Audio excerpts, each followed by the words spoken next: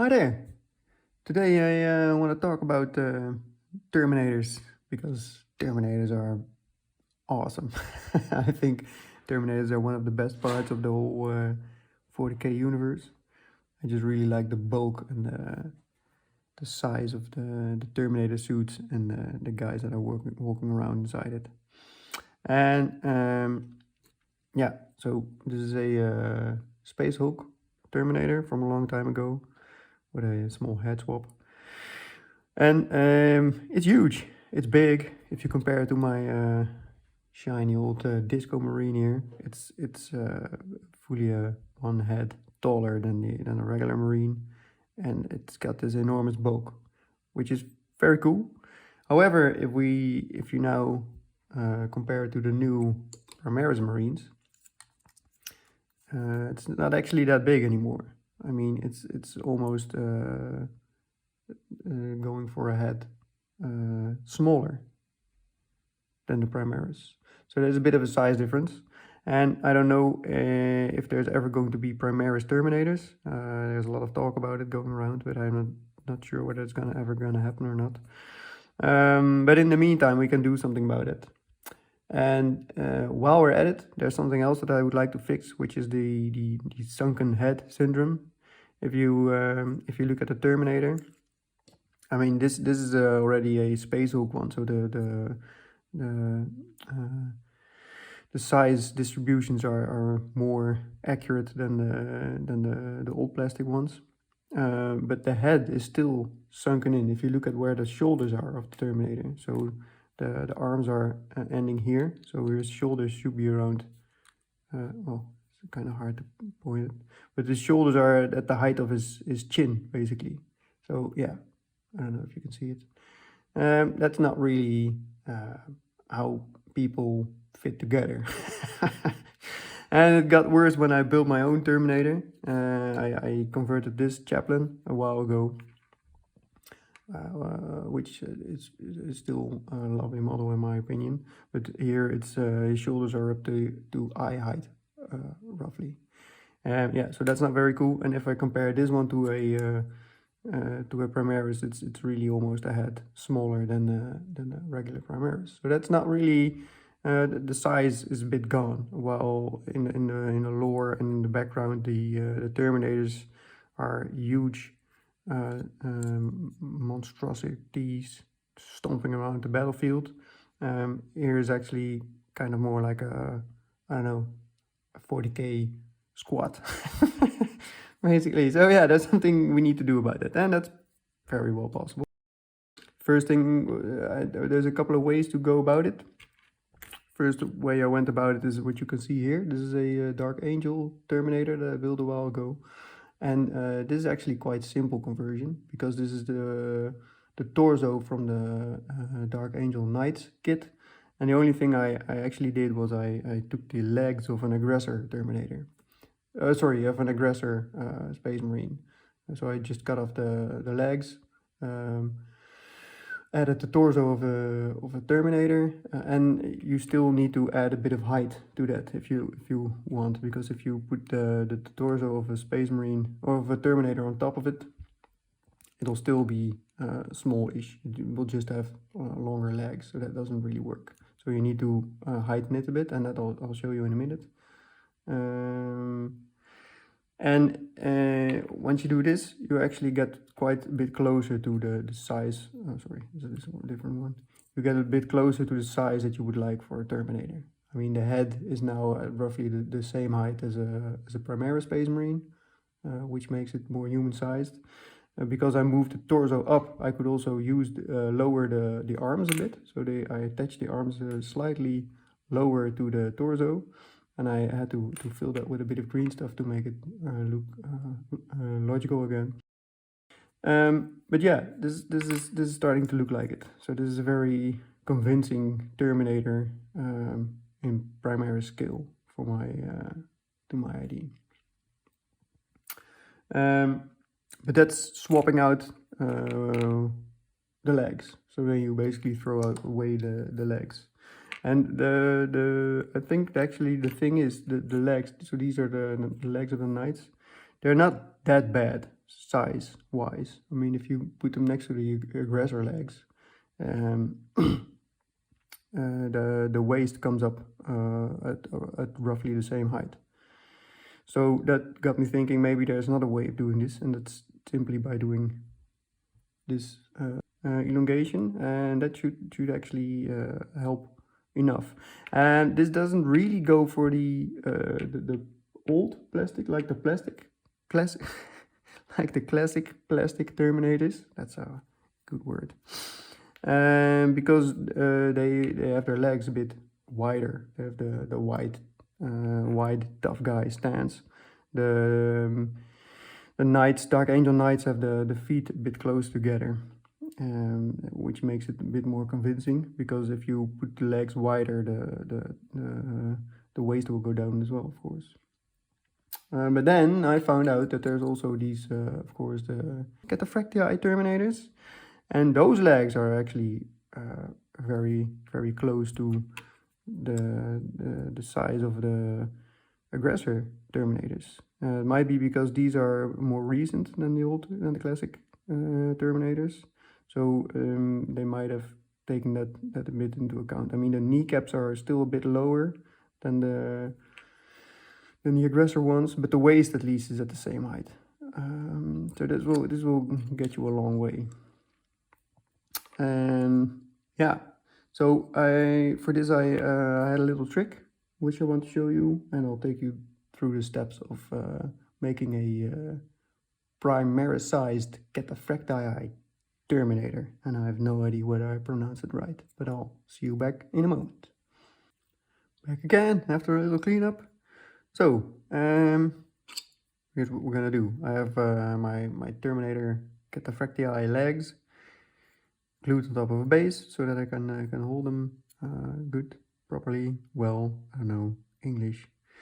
And the biggest thing that needs to change is the height of the waist. The head is simply too low. So what I can just do is I can lift up the torso until it's at the right height. And that's exactly what I'm going to do. So what I'll do is I'll take out my drill and a piece of metal and just start drilling.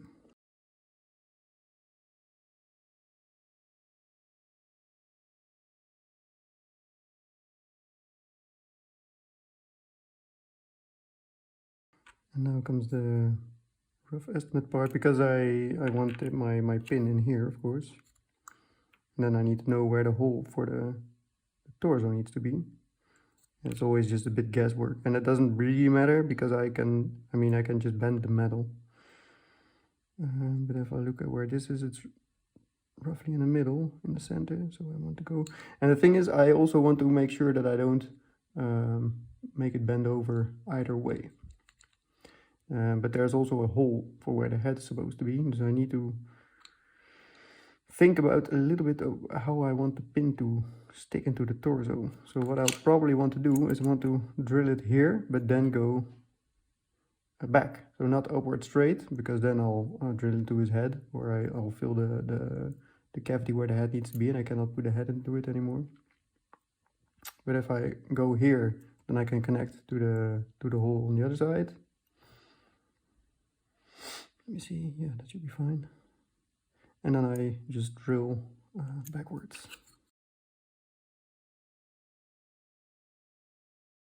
What's very likely going to happen is that my drill will slip into the hole for the head. So I just need to angle it backwards when I start. And then when I have some purchase, I can carefully angle it back without snapping the drill, that is.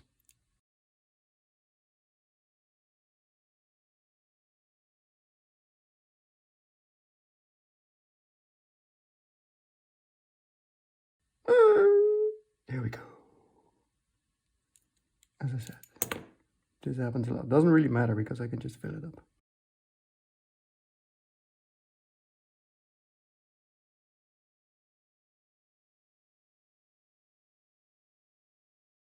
Yeah, now it's looks perfect. Right, right.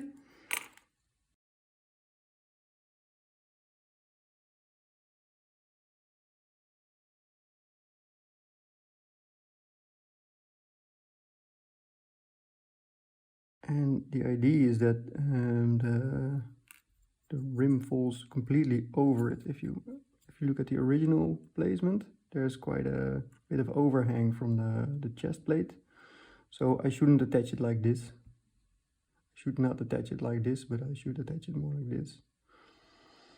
So I want to make sure that I just go up and not go up and backwards.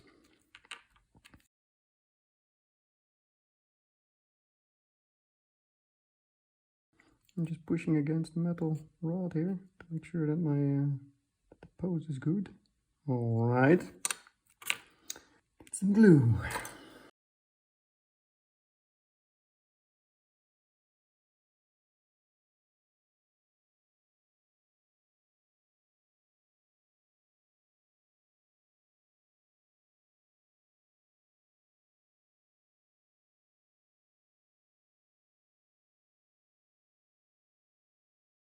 Now, I'm not going to glue these lightning claws on right now, but I can show you what I need to do next. Because what if I now glue the lightning claws in place the way they're supposed to be, so like that circle goes onto the other circle, I still have the problem of the sunken head, because the shoulders are very high. I mean, if this is where the shoulder is in the actual man that's inside the armor, then his shoulders are very high compared to his neck. But what I can simply do is just glue them in place lower.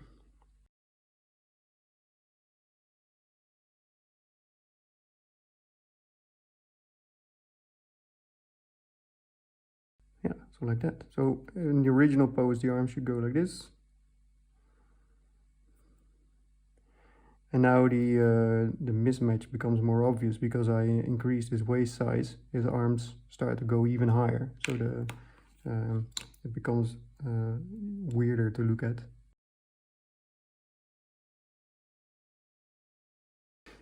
The other thing that we need to fix is his back, because now there's this big gap here.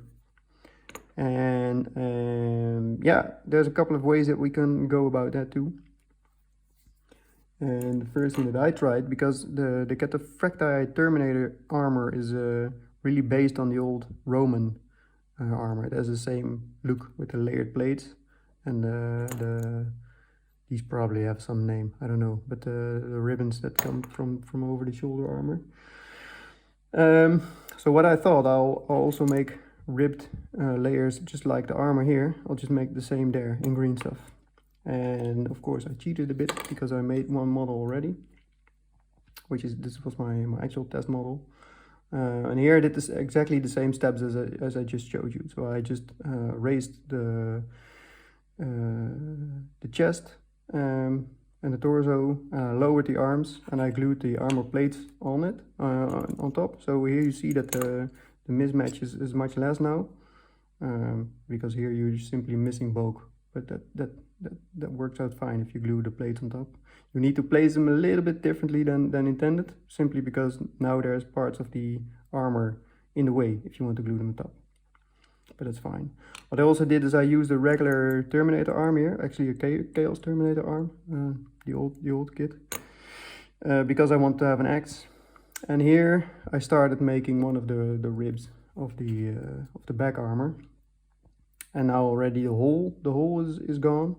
The gap, I mean, I don't know. And I'll make a couple of extra layers beneath it, probably 2 more, and then we'll be fine. Yeah, so that's for all the talking.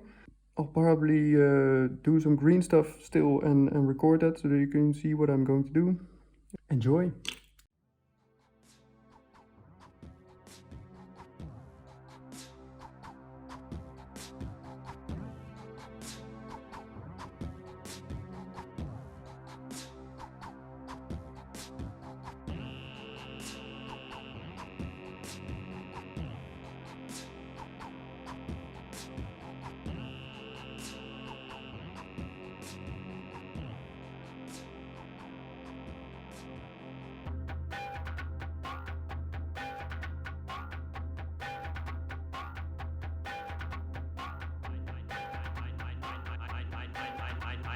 I know I'm valuable here.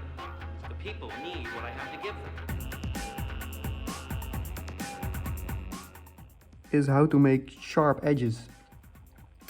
Green stuff is really soft, and by itself it doesn't really very easily form sharp edges. And what I mean by that is if I just put a lump of green stuff on top of something and I start pressing it around, you can get some nice flat surfaces, but the edges will very often be rounded. It won't be very sharp. And I might make a video on this sometime in the future as well, but what you can do is once it's dry, once it's cured, you can just file away most of the material, and then you end up with a perfectly sharp edge. But if I'm working in such a small area, that's going to be quite tough.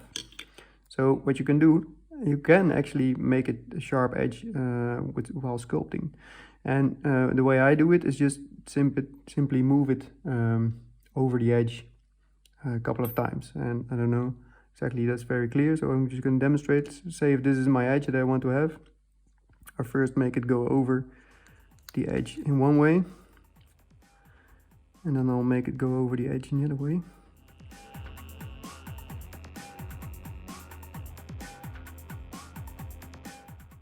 And now you have a quite sharp edge.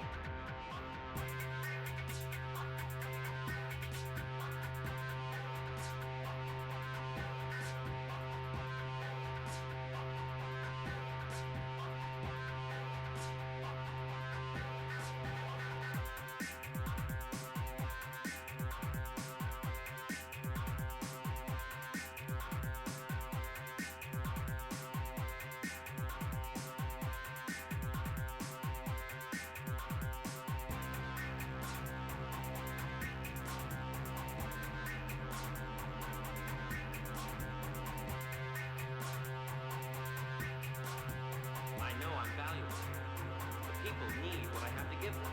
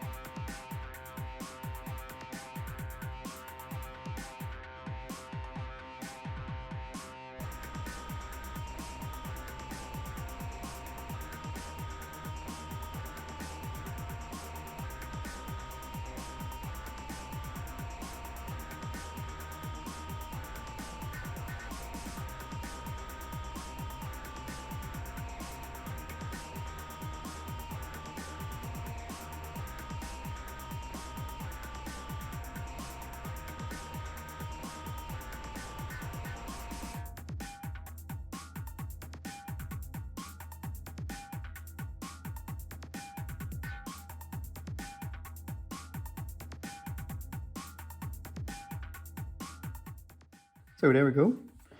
I added 2 more plates at the back. So 2 more ridges below the one that I already did yesterday. And of course I added cables. And by now you will probably have noticed that I love cables. Cables are absolutely perfect for hiding stuff that you don't really like, or making surfaces more interesting, because these plates to me were too dull. And Games Workshop made some rivets on these plates, probably for the same reason, but I'm not sure I can sculpt these such small rivets on the back plate so that they still look the same. So what I did, I just added cables. And one to tie the axe to the armor, because it's supposed to be a power axe, and a power axe is powered by something, probably Terminator Armour itself. And the others just to because below the chest there was a bit of a gap, so I wanted to add some extra cables there as well to hide that gap. And this is going to be an iron hands Terminator, so that fits very well actually with the lore as well. So this should be fine. And I added 1 smooth cable to add some visual difference between the cables. If all the cables are ribbed and all looking the same, it's going to look cool. But adding 1 different looking cable will add some visual difference, which is good to my idea. Yeah, I think this one's done for now. What I still need to do here is add back the ribbons here. Instead of making ribbons, I might make small cables hanging from it instead of ribbons. So that might be cool. I'm not sure yet. I'll first wait until the other green stuff is dry before I start trying that. That's not going to be for now. I think this looks pretty cool. So I'll hold it up next to my Primaris again. And yeah, I think it's perfect. So the head is roughly at the same height. The midriff is looking more bulky now that I added some cables, because I thought it was too smooth. I need to do something for his knee. I'm not sure what's going to be there. Might be a skull or something else. And then this guy is just about done. And the axe needs some work as well. Now this is not the same as true scaling. True scaling is a whole different art in itself. Space Marines do have like the actual proportions of a human being, so then you need to increase the shin height. That's what you usually see. So they cut off, they cut the leg in half here and add some extra height. But the thing is, I actually like the kind of comic book style of 40k. So I'm not too keen on the true scale Marines. I mean, the work that people do on the true scale Marines is pretty amazing. But I don't like the visual style of true scale Marines. I like the visual style of the Primaris, which are closer to true scale than the original Marines. I mean, these, if you compare them, they're quite wonky actually. But for now, I'm quite happy with how this Terminator is turning out. It's really shaping up to be well proportioned compared to a Primaris Marine. Yeah, that's it. Thanks for watching. See you next time.